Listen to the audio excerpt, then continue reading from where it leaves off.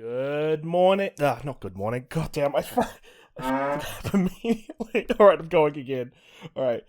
3, 2, 1.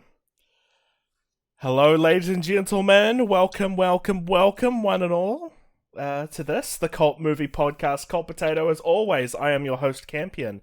And joining me for the penultimate episode of, what we are dubiously titling the Wrestling Month is, our themed month's architect, Mr. Grady Hooker himself. Welcome to the show. Good morning, Campion. Yes, Grady. It is morning. Out of that intro, which you are going to cut out, correct? Oh no, I'm keeping that blunder in. For whatever reason, before I stopped myself, I was genuinely about to say "Good Morning Vietnam," and I don't know why. I've never even seen that movie. I don't know why I was going to say that. Stopped myself a good morning, but dear Lord, I had a long day at work. All right, Grady. Which I know everyone has a long day at work, but I'm just in it. My brain just doesn't work. Well, how about instead of Good Morning Vietnam, we talk about They Live, the movie that you were so hyped about getting on this pro wrestler season, the only one you had control of in the entire season. You finally got it. It's almost as if this is one of, if not probably the best movie featuring a wrestler that isn't The Rock or Batista out there. Or John Cena. I'll give him some credit. Okay, he did Peacemaker. I think that... Okay, and The Suicide Squad. Those are about the only, I think, good things that he's been in. But they're both pretty good. Yeah. Actually, another thing about it, when it comes to Batista, I think the only good thing he's been in is, like, Guardians of the Galaxy. Blade Runner. Was he in the new Blade Runner? Yeah. Oh, and he was in the new Dune. Okay, I'm just... Sorry, the only Batista movie I thought of was, like, Army of the Dead, which was bad. Stop slandering Dave's name. I forgot that he did, like, genuinely good movies.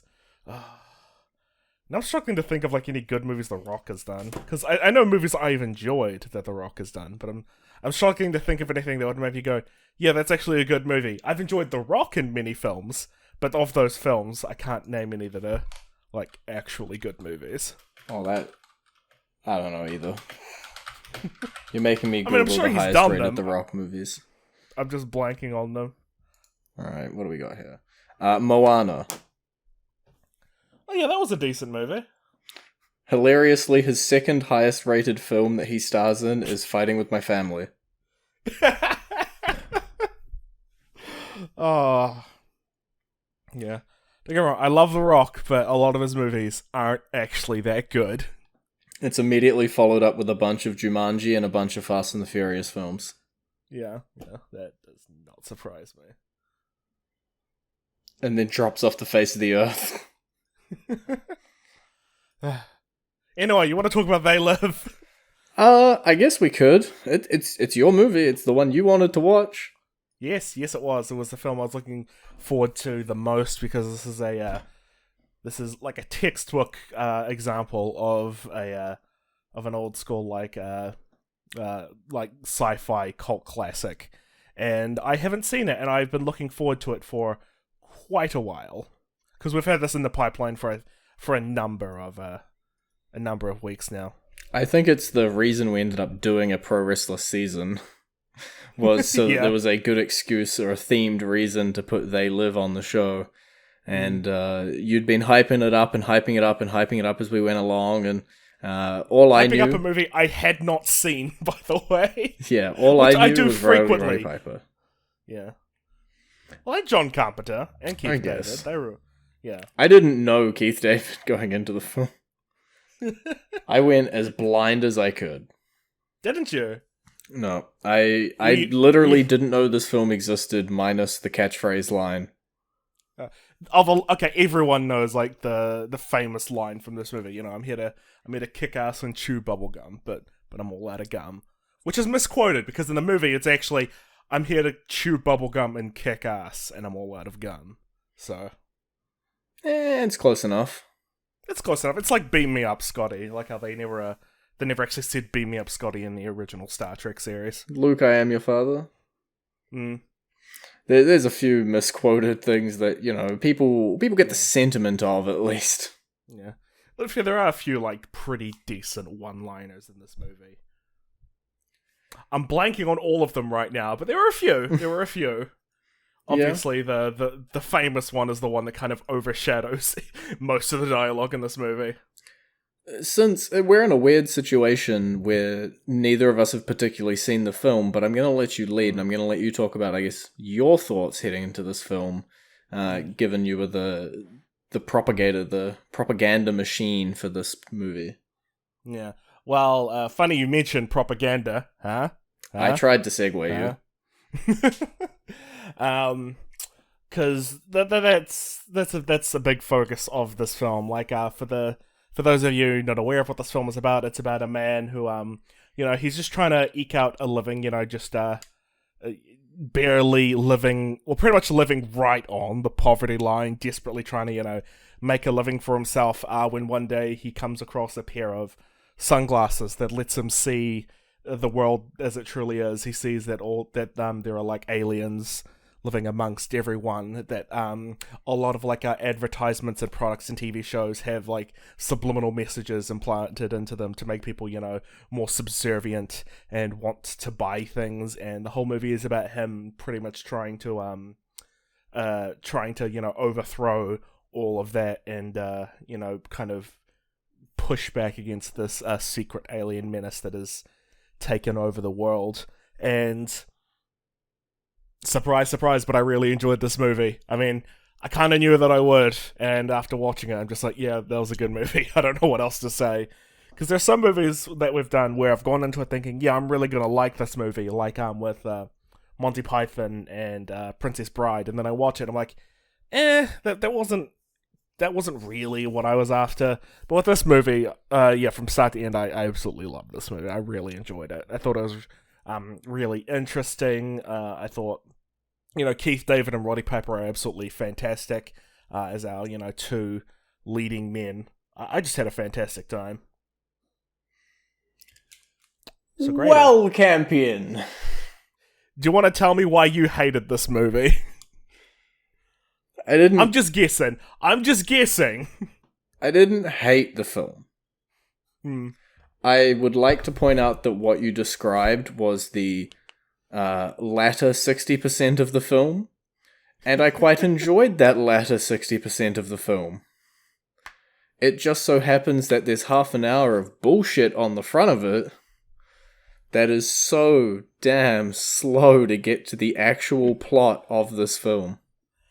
Alright, yes, we do get a long period of time which shows our main character, who's never I don't think he's ever named during the film, but he's credited as, like, Roddy Piper's character is credited as nada, like, nothing. So he's just supposed to be, like a generic average Joe man who gets introduced to, like, all of this wacky, crazy stuff. I believe it's a reference to the original short story that this movie was based on. I don't remember. This is how you can tell. 8 o'clock in the morning, that's what it was called. Thank you. Okay. You found the trivia pretty quick. I did. Yeah, it's based on that original short story. That's kind of where the character's name comes from.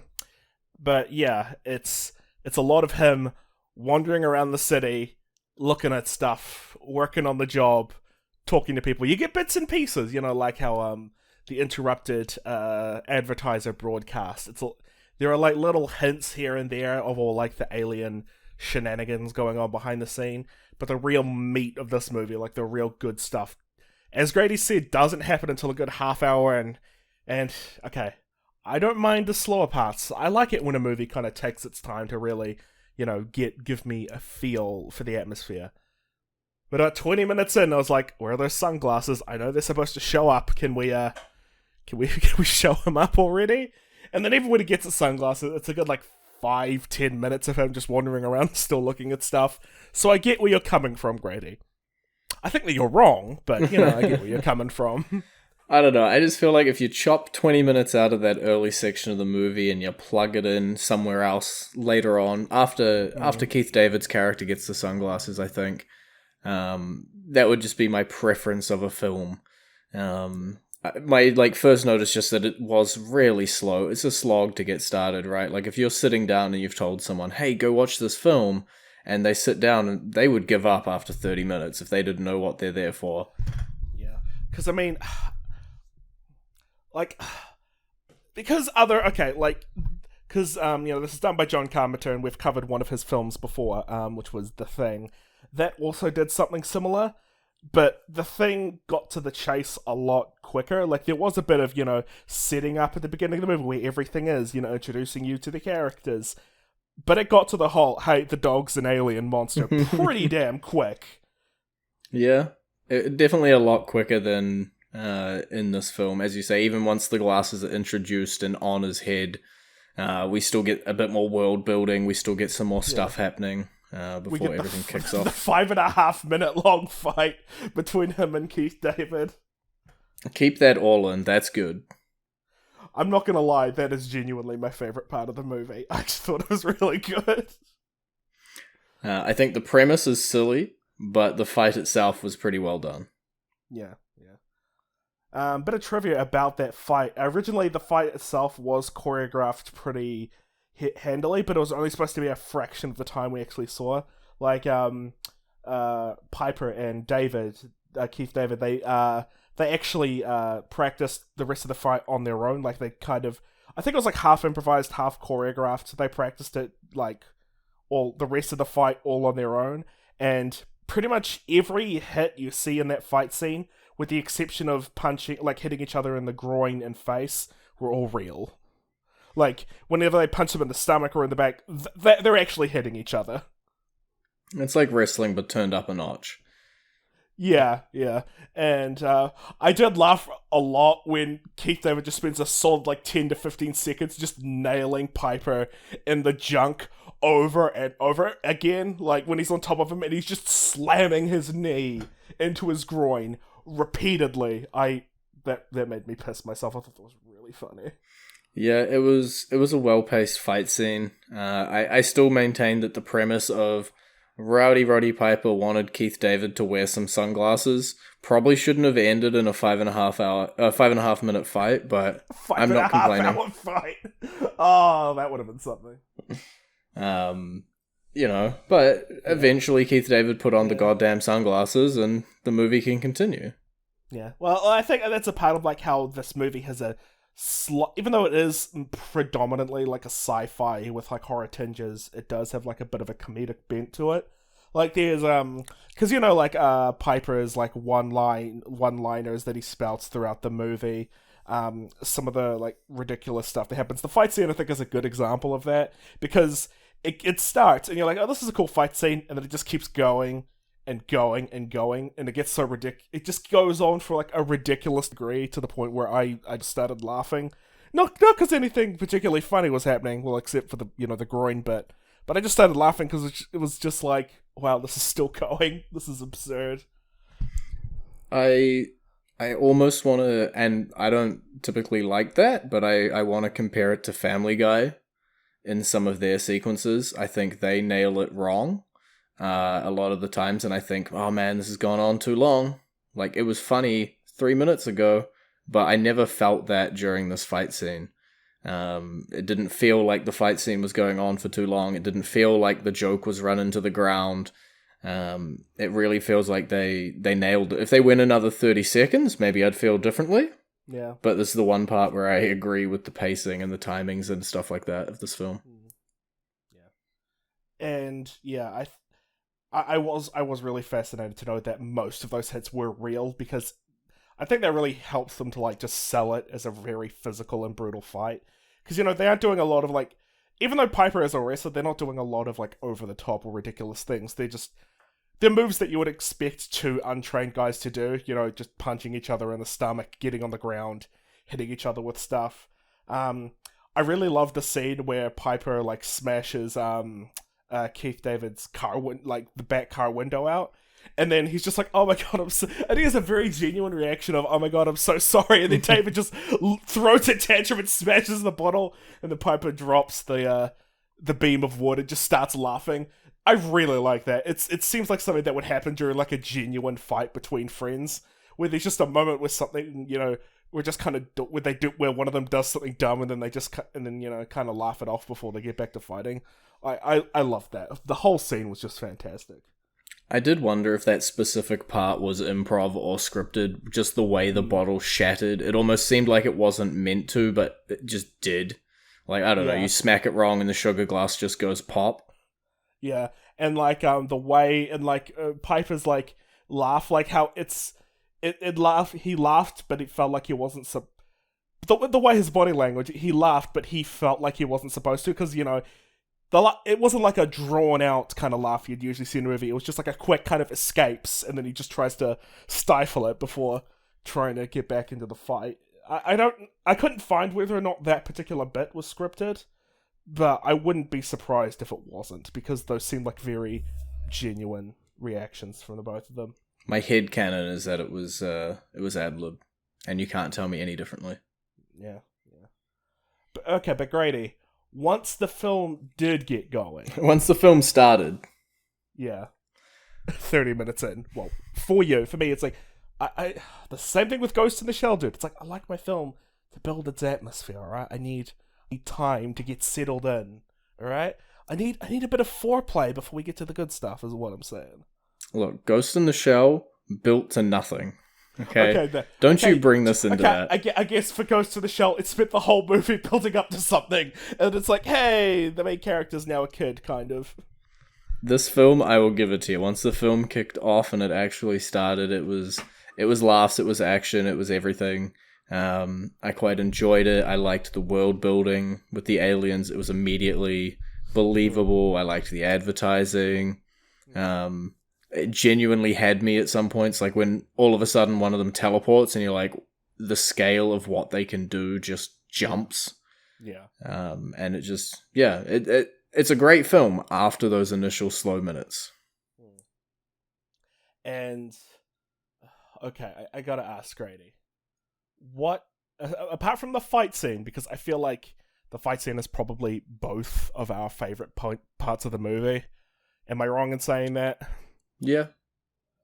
Oh, no, you're not wrong. Yes, it is. Okay, I was going to say yes. I'm like, wait, what? Just like, okay. But apart from that, what scene stood out to you in particular?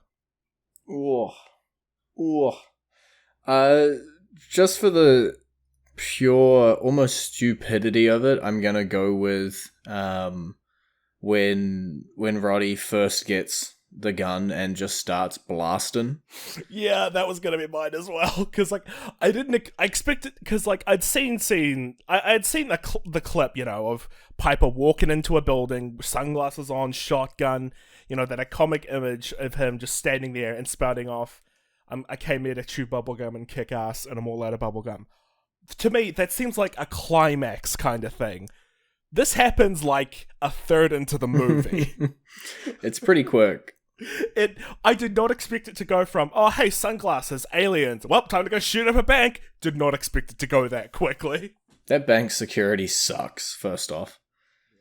I was about to, I want to excuse, I mean, it was the 80s, but I still feel like even in the 80s, they would have, they would have had a bit of a beefed up security there. Yeah, and I don't know, there's just something comical about Roddy Piper with a shotgun with infinite ammo just blasting the head off a bunch of aliens. Yeah, because originally, as the film started, because, okay, for context, I've never seen a single Roddy Piper match in my life. Okay. All that I've seen of him wrestle is the odd clip from old WrestleManias, and I think that one time he made an appearance at like one of the recent-ish Royal Rumbles. I think that's about all that I've ever seen. Yeah, I get you. Recent-ish is probably like, at this point, 15, 20 years ago, but yeah. Yeah, recent-ish compared to, the earlier ones. The year starts with a 2. Yes. That's recent-ish in my mind. But I wasn't... Because I've seen wrestlers act in films before. I mean, we've covered a few already. And in the beginning, there were a couple of scenes where I feel like he could have been a bit more emotive, especially like that scene when the police were raiding that homeless camp. Mm-hmm. Yeah, because his face was kind of a bit, a bit dumbstruck and a bit kind of neutral.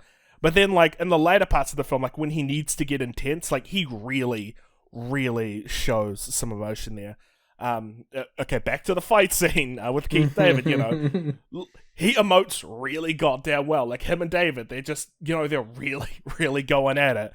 And I think that's, well, okay, around the point where he gets the glasses is when he really started to grow on me as a character and an actor. Because, like, the scene where, he walks into that store and he just starts insulting people for, like, he sees they're aliens and he just starts kind of shit-talking everybody. And he's just like, you're okay, but this one, real fucking ugly. The best. That was the best. I loved it. Yeah, I'm a little mixed. Like, obviously the guy, for his pro wrestling expertise, he plays a bad guy 99% of the time. He's real good at playing the guy whose mouth you want to slap. So coming into this and being more of that relatable, everyday hero kind of guy, isn't quite the shtick he was playing for a little while, but I think, as you say, he pulls it off as it goes through.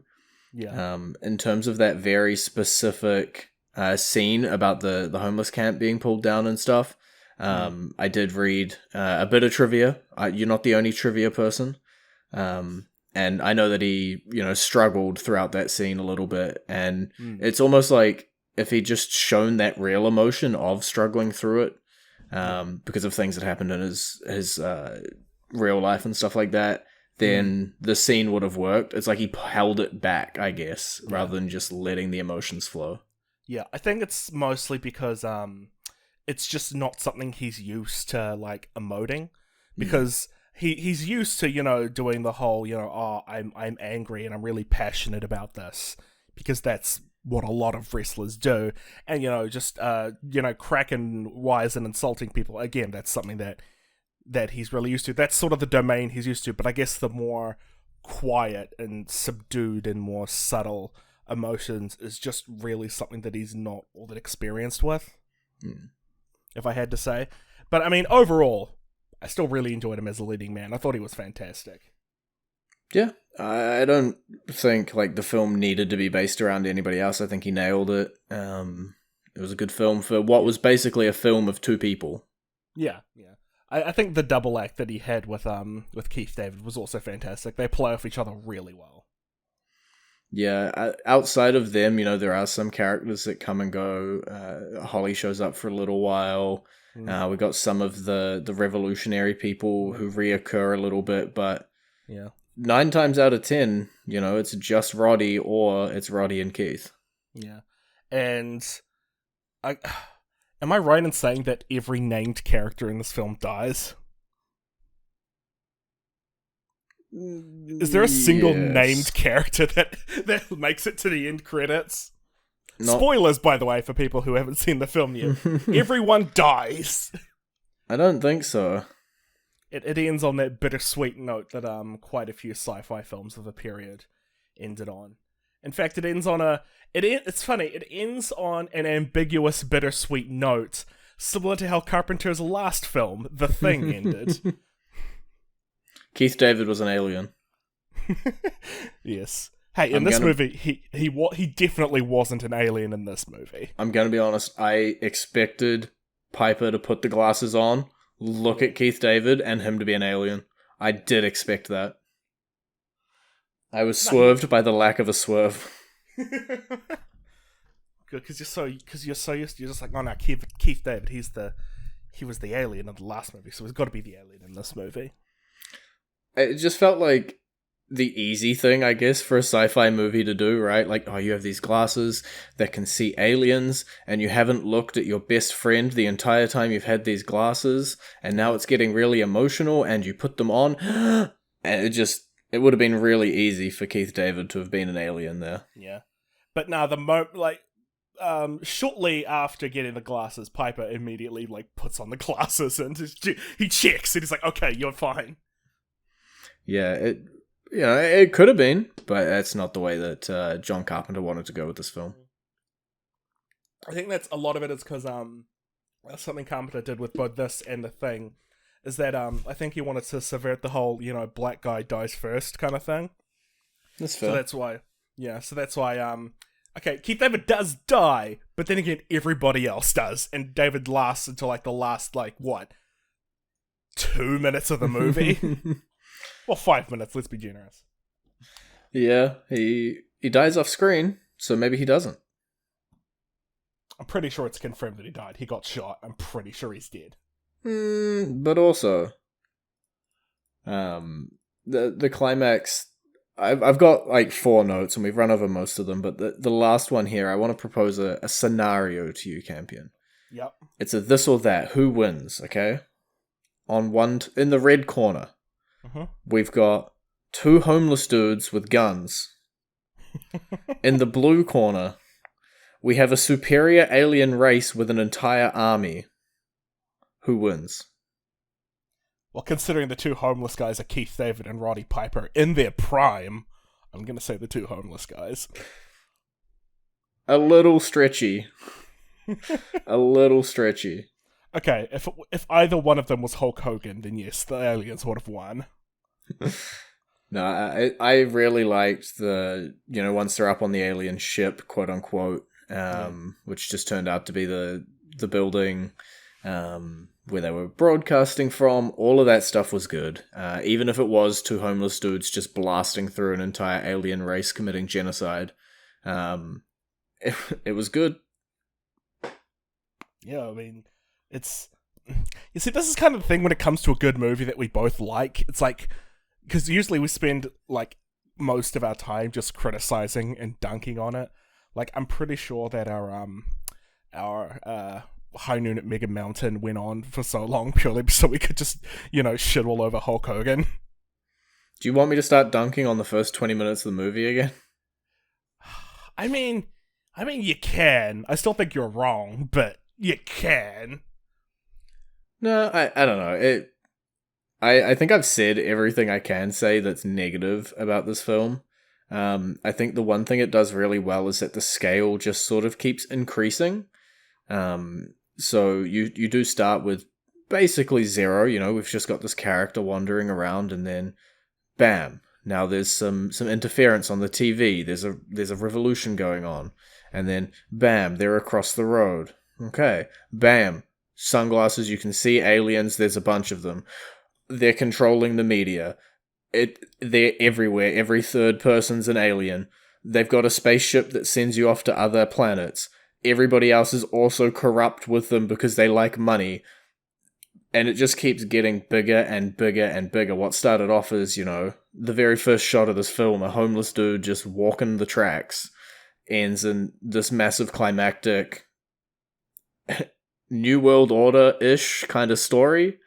That culminates in everybody dying.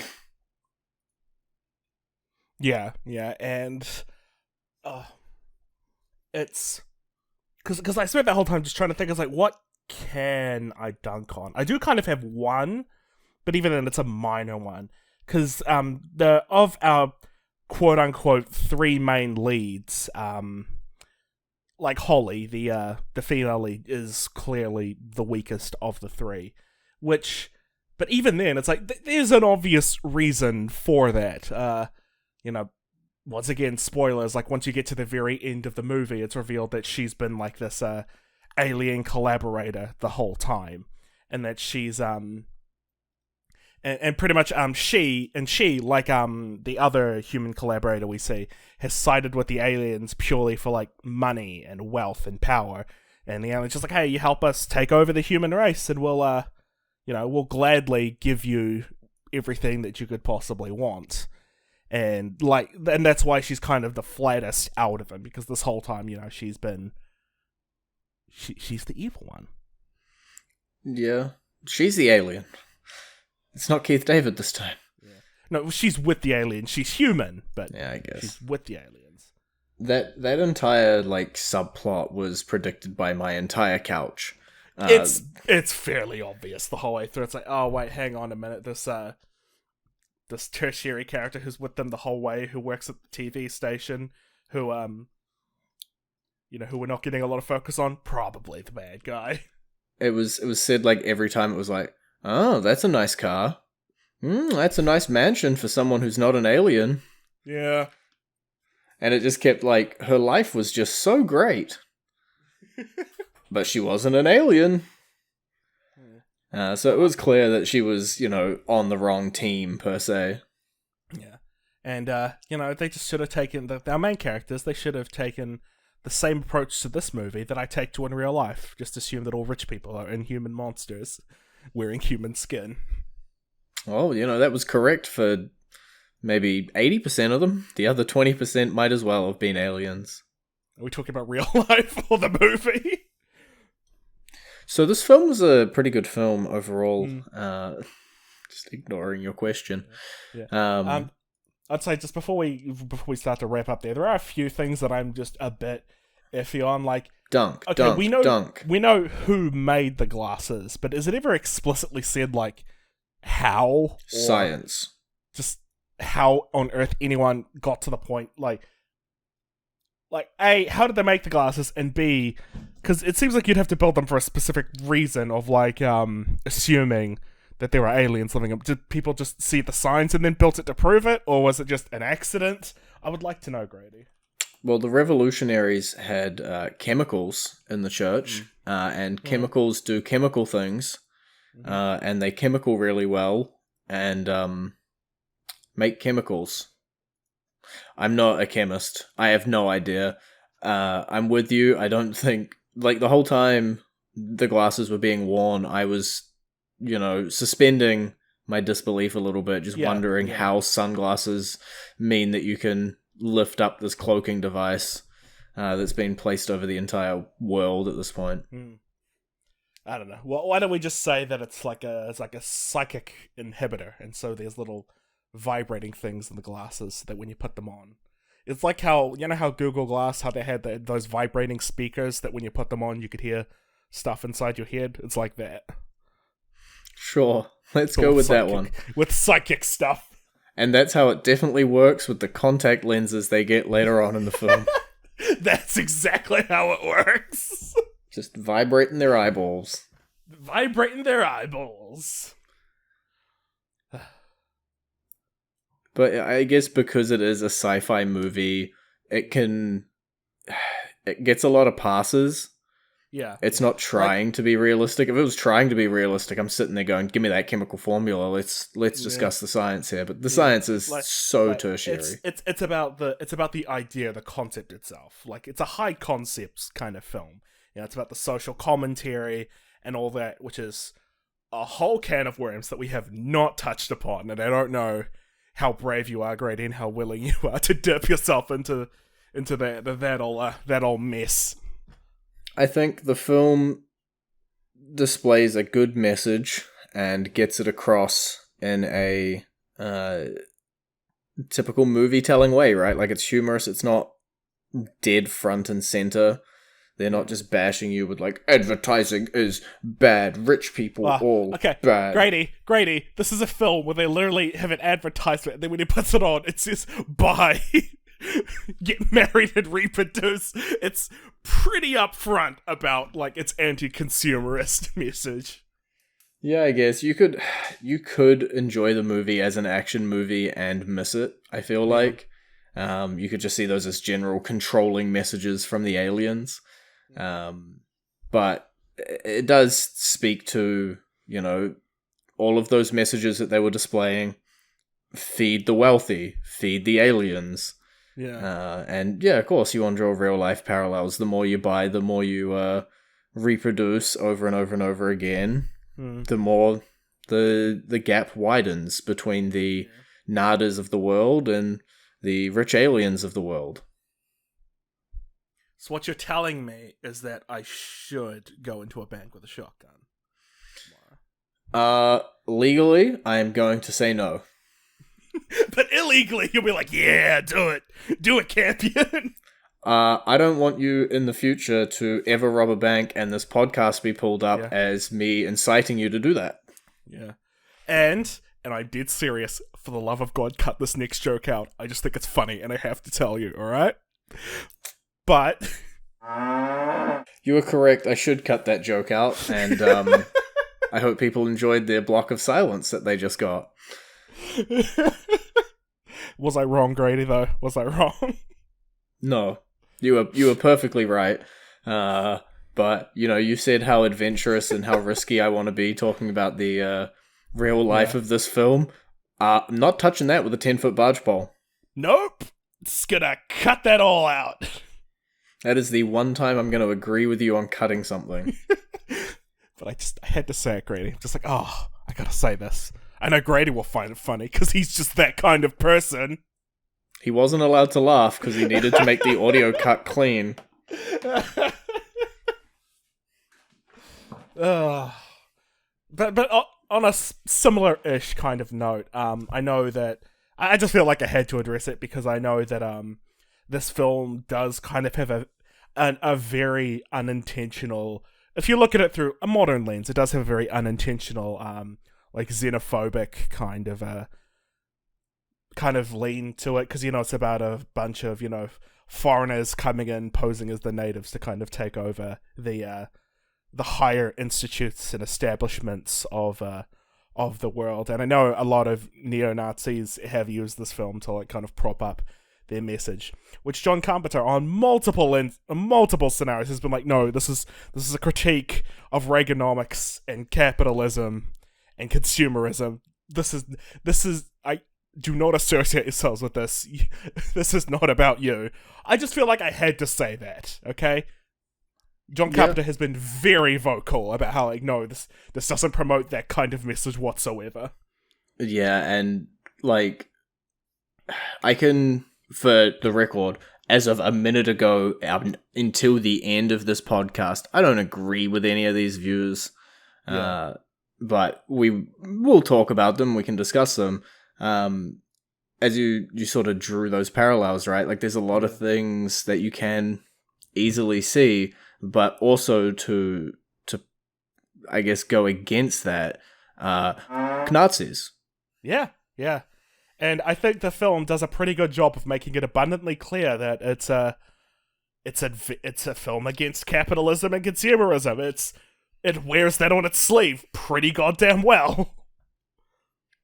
And yeah, it's almost a shame that the movie has been pulled that way and used in that way, because it does make it harder for you to not draw those parallels, right? Yeah. When you're watching it, and it's all because of those fucking Nazis. Yeah, just gotta ruin everything. I'm getting my F-bombs in because I never get to say them, and I feel like this is the greatest time to use them. Oh yeah, I've used many of those throughout our runtime, Grady. So I'm going to tell you, there's been 6 already in this episode. Gotta come out of the gate strong, Grady. We're in the penultimate wrestling episode. You gotta throw them where it counts. Yep. I don't know how to segue off of that. This is our attitude era of wrestling episodes, Grady. Oh, okay. We're about to go into our network era, are we? Our ruthless aggression. Yes, next week will be our... Depending on which wrestler it is, that may actually be apt. It is not. Okay. It's not Santa's Little Helper? Well, it is not Santa's Little Helper. We don't get to see Paige in an elf outfit. No, it's Jingle All the Way, starring Big Show for half a second. It's not. Was the Big Show Jingle All the Way? Yeah, he's Big Santa. Really? Yeah. Oh, I did. Oh, man. The original Jingle All the Way? Yeah. Oh, I love that movie. Okay, because I like to watch that around Christmas time. Next Christmas, because coming Christmas, I'm going to be looking out for good old Paul White. Yeah, Grady, nearly 40 minutes in, and we managed to hold off on our bullshit wrestling discussions for that long. I know. I feel like we should get a medal. But anyway, back to the actual movie. Well, I couldn't possibly leak the film we're gonna do next until you've spouted all your lovely facts at me. Lovely facts. Alright, I got a bunch of facts for this one. There's a lot of interesting trivia on this. A good chunk of which we've covered. I'll just jump over to the couch and go have a kip while you... Yeah. This film was surprisingly successful. This film was surprisingly successful. John Carpenter himself said that he was surprised that this movie debuted at number one when it first came out. Okay, it went at number one, then it kind of fell off immediately. But it made $13 million on a $3 million budget, which is better than a lot of Carpenter's films have done. So, I mean, it beat out The Thing. By a mile. If I had to guess, I'd say not only is it a very interesting premise, but Roddy Piper was probably also a really big part of this because he was pretty big in the WWF at the time, wasn't he? He quit the WWF to do the film.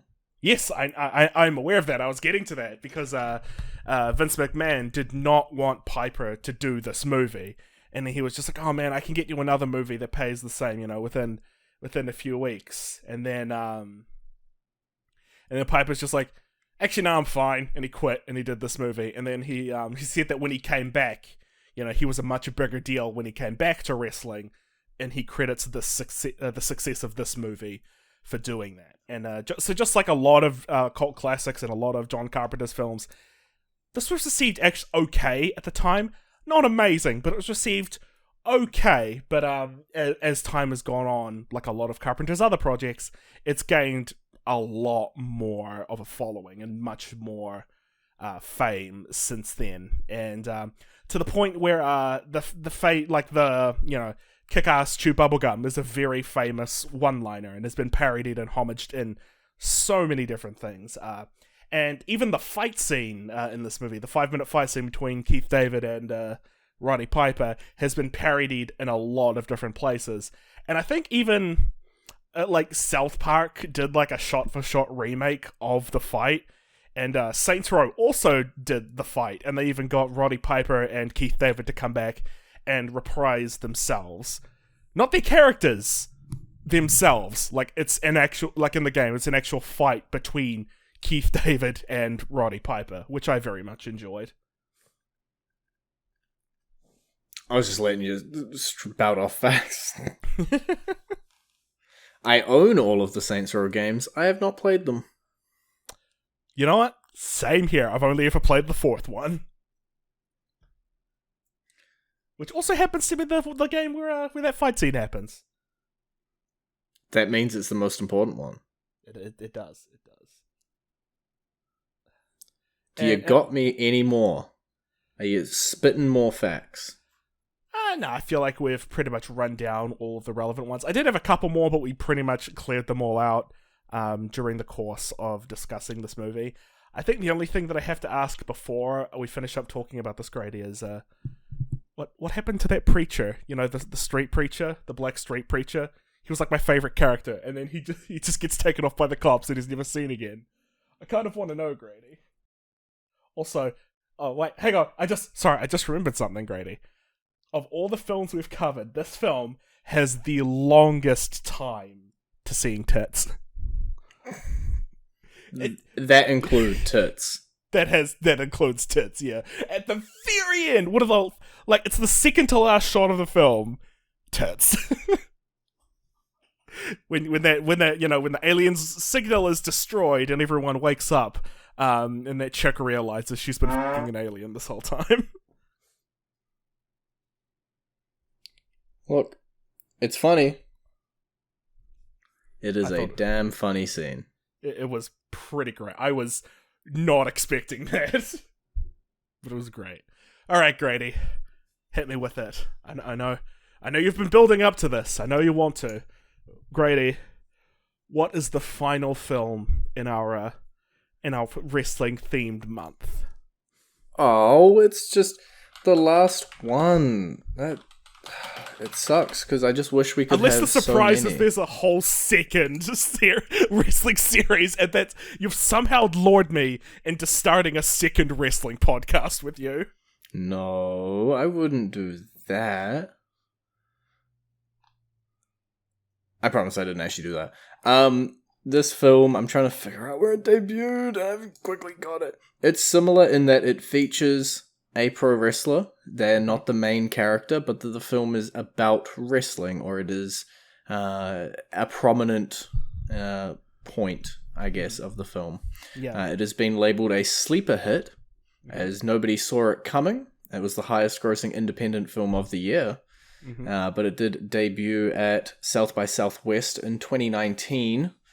And that is... Grady. Is it The Wrestler? No. Oh, thank God, because I've heard that's a good movie, but it sounds really depressing. All right, what's the movie? It does start with the word "the." And it might be depressing. I haven't seen it. It's called The Peanut Butter Falcon. That is the first film that we've covered, with the exception of what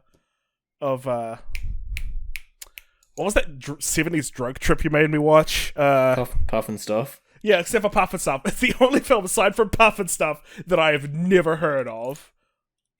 It'll be an interesting one next week. Peanut Butter Falcon? Peanut Butter Falcon. The Peanut Butter Falcon. Huh. Sleeper hit. It's kind of like a cult classic. Look, let me have it. My season's coming to an end. This is something to do with wrestling? Yeah. Trust me on this. Both Mick Foley and Jake the Snake Roberts show up. I see them! Mick Foley and Jake Roberts! What? Because I was reading it, and I'm just like, oh, something to do with Peanut Butter Falcon. Oh, is that like the name of like, is that someone's gimmick in like an indie wrestling scene? Or something, and it's like this plot follows a young man with Down syndrome who escapes from a assisted living facility. That sounds really depressing. That sounds really depressing. Well, you will find out next week, Campion. Wrap us up. Send us home. Thank you, everybody, for joining us here on the Cult Potato, the Cult Movie Podcast. As always, I am Campion, being joined by my presumably human co-host. You don't have any sunglasses to prove it. No, but you have been getting me to watch a lot of wrestling lately, just getting me to consume more media. I don't know if I can trust you, Grady. But anyway, thank you everyone for joining us here on the show. My name is Campion, joining me as my good buddy Grady. This has been the Lexicon of Lore, and I hope to see you all next time. Obey.